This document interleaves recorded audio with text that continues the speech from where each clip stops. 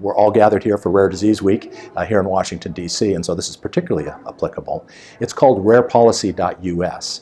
And what it is a tool that advocacy groups can use to take that next step to engage the constituency, their families, the friends and the neighbors that want to do something to help the families, and so on. So to engage them in policy. And engage is a complicated thing. It means you need to be comfortable with the policy.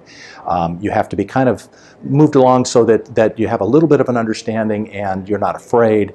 But you also need tools. You need to be able to make it easy to reach out to your congressional offices or your state offices, to reach out to the regulatory agencies and so on. And so what we've done is put this tool together that is a portal, goes on your website, and we will feed that tool with policy issues and kind of a gentle, just kind of a training and education, much like you'd see with say a Twitter feed, but not that dynamic. You know, Twitter rolls like crazy. This would be something that goes much, much slower.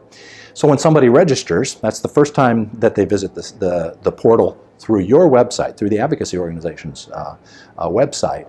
They give their name and their address, because we've got to know who the constituent is, you know, which congressman, congresswoman the messages need to go to. But everything past that is one click.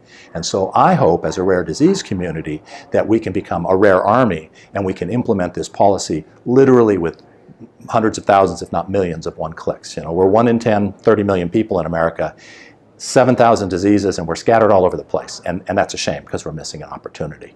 But I should say where the source of this policy comes from. We are not a policy organization. We're not creating the policy. We're taking the good work from the RDLAs, the NORDs, Parent Project Muscular Dystrophy, March at Dimes. I mean, there's a good handful, a couple of handfuls of organizations that are leading the way with policy.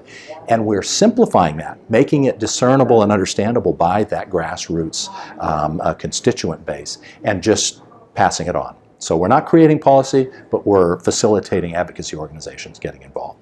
Those advocacy groups, the RDLAs and NORDs and Global Genes and so on, do a great job of engaging advocacy groups.